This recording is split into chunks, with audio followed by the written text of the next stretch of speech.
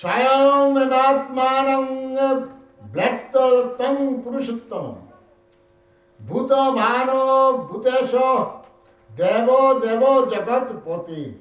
হে পুরুষোত্তম, তুমি জানো তোমাকে ভূত ভাবন ভূতেশ দেবে দেব দেব জগৎপতি। তোমার বিভূতি যুগ দিব্য সেই অশেষ, যদি কৃপা করি বলো বিস্তারি বিশেষ। হে পুরুষোত্তম, হে ভূত ভাবন, হে ভূতেশ, হে দেব দেব, হে জগৎপতি, তুমি নিজেই তোমার চিৎ শক্তির দ্বারা তোমার ব্যক্তিত্ব অবগত আছো। অর্জুন ও অর্জুনের অনুগামীদের মতো যারা ভক্তির মাধ্যমে ভগবানের সঙ্গে যুক্ত, তারাই কেবল পরমেশ্বর ভগবান শ্রীকৃষ্ণকে জানতে পারেন।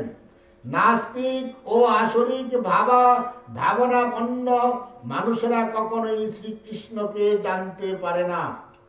মনোধর্ম প্রসূত জল্পনা কল্পনা যা ভগবান থেকে মানুষকে দূরে সরিয়ে নিয়ে যায়, তা একটি অত্যন্ত গহিত পাপ। সুতরাং যারা ভগবান শ্রীকৃষ্ণকে জানে না, তাদের কখনোই ভগবদ গীতার ব্যাখ্যা করার চেষ্টা করা উচিত নয়।